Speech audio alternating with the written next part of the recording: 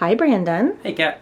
So you're going to take me today through kind of cleaning up a machine at the end of the day. We are done with our shift. We're going home. Yay. Woohoo! Time where everyone cleans and doesn't clean and leaves early, you know.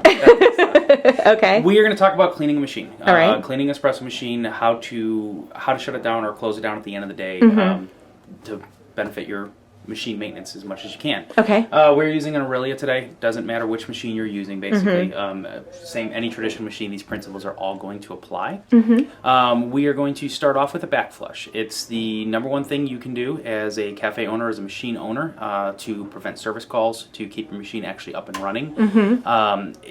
If you don't do anything else, you got to back flush. Okay, that's a bare minimum. That's bare minimum. Okay. And what does back flushing do? Okay, so back flushing is a detergent. Okay. What we're doing is all day long you've been making espresso, you've been running oils and just gunk up inside of your group head into your solenoid. We are trying to clean that. Okay. So if you don't clean that, all that stuff up there eventually is going to seize it up. It's going to stop. You're going to have a solenoid that goes out or other problems. So right now, this is a very, very inexpensive way of saving yourself a couple $100 every time a service tech shows up to fix it. Okay. All right. So that's the bare minimum. So let's start there. So what's my process? All right. So end of the day, we've got two basic processes. Some of your higher end machines have a auto back flush, so it actually does it for you. Okay. Except you have to put powder in still. If you don't have that function, you can do it manually. It's no big deal. You just have to stand there hitting the buttons. Okay. So first process, we have our detergent. We're using Full Circle today. You've got Cafesa. There's a lot of different ones. No big deal. Everyone's seen these. They come with your machine. Half the people don't have them anymore. You got to make sure you've got these. This is a very important part. Is this a puck, a coffee puck? I don't have it with me. Some have a little black rubber stopper that goes inside of it as well. These are a lot better. That just cover up the traditional basket. No, it doesn't do that. A lot of people use it that way. Okay. And that's why they have a big leak that goes through. If you'll notice, it has a little tiny peg on the bottom of it. What you do is you put it in here. So now you put it there, and then you'd put your basket over back on it, and now it won't float and you won't leak. Got it. However, this is still a much nicer way of doing it. Okay. So, blind filter is what it's called. It doesn't let any water through. What that's going to do, as I put it in there, it's not going to let any water come through here, and now we're going to back flush. We're going to push that water straight up. Okay. Okay. So, a couple different fancy little tools you could use. The coffee tool. Yep, you could use that. Could also just be lazy like me and just do this. We should be doing best practice here, baby. Best practice. I'm going to use this. What we're looking for, I always call it about the size of a dime. Okay. Not a lot at all. Just a very little bit to get in there because it's all going to push it through. We're going to be doing it basically 5 times. Okay. Okay. So from there, just like that, we're going to take it up, put it in. Hopefully your gaskets don't leak. Otherwise, this gets to be messy. All we're going to do is we're going to turn this on. We're going to let it run for 10 seconds. Okay. We're going to do that 5 times. Got it. Okay. So we're just going to hit it. 1.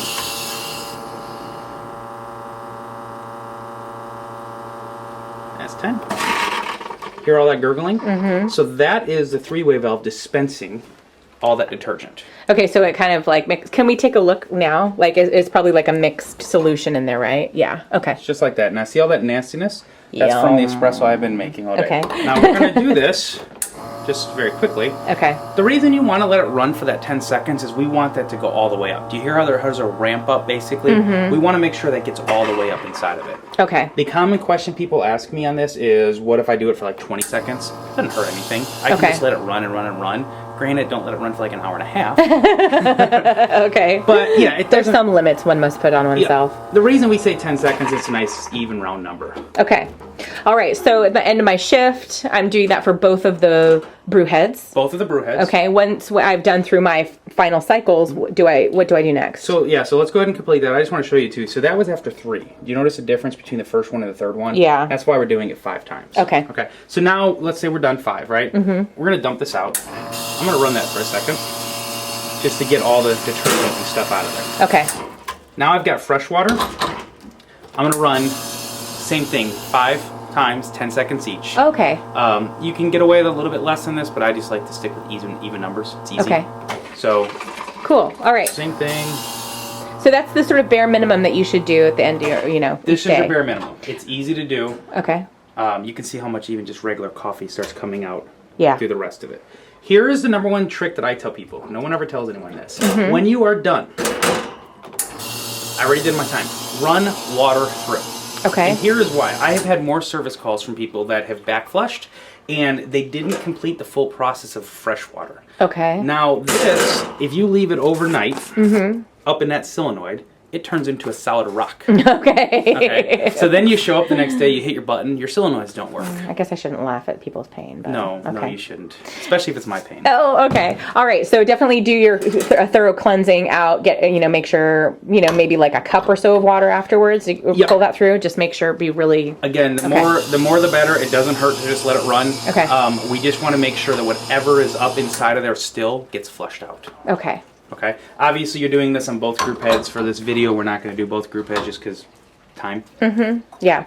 So now that's my bare minimum. What is like a more intensive cleaning that I might want to do? So the rest of this is very optional. There's a lot of people that do this. There's a lot of people that don't. It's nice to help. I'm having a little trouble getting this out of here. Okay. Part of the process is what I'm doing right now. There we go. Okay. So what we want to do, if you can actually look underneath there, there's a screen.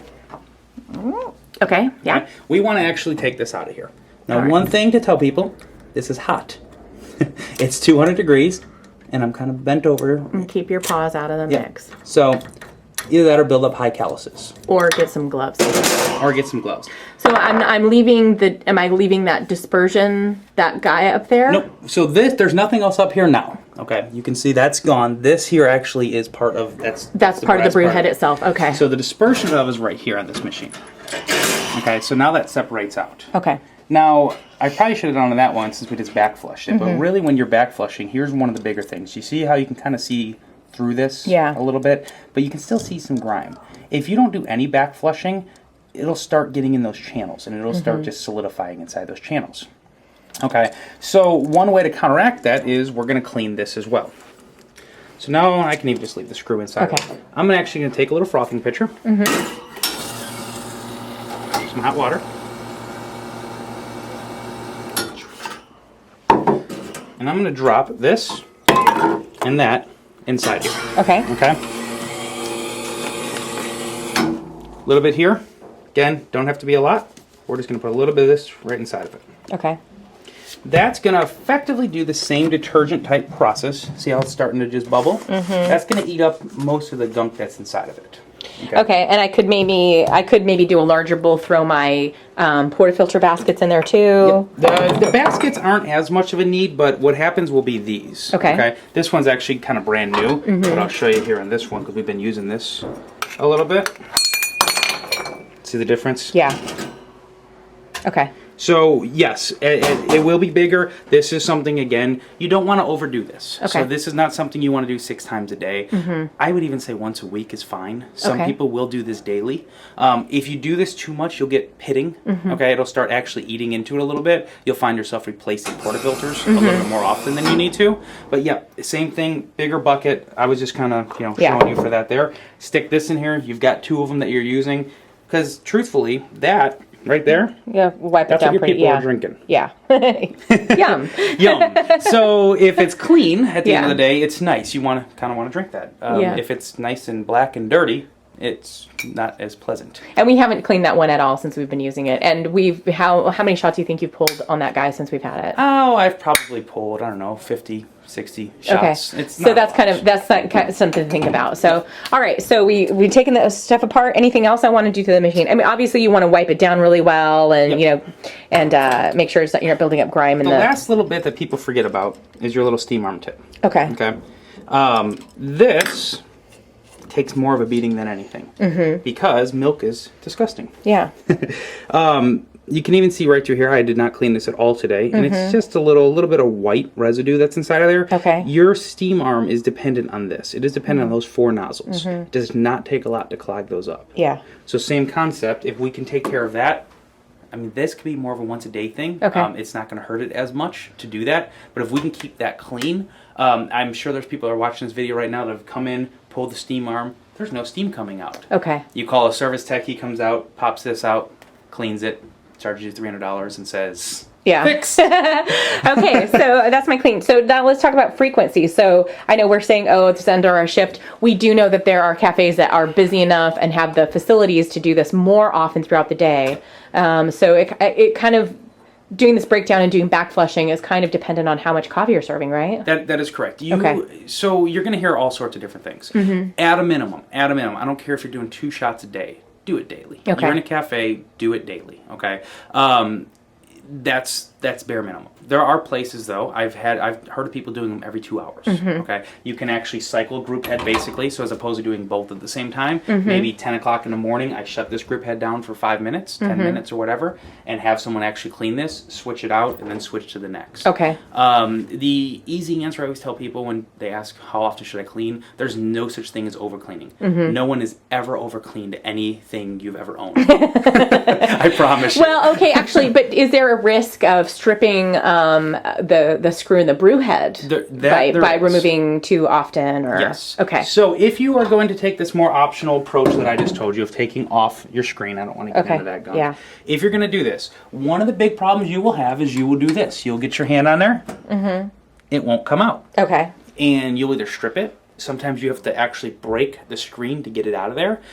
If this is something you're going to do in your cafe, buy yourself a couple extra screens and a couple extra screws. Just to have on hand in any event. Okay. They're cheap. They're only a couple dollars. But if you get into that situation, and it happens, it just does. It happens to us all the time. We have to end up breaking the screens. We'll bend them over to actually pull it out of there. Okay. So have some extra screens. Cool. It's just good practice. All right. So that is the care and maintenance of the Nuova Simonelli Aurelia II. Thank you very much, Brandon. Thanks, Kat.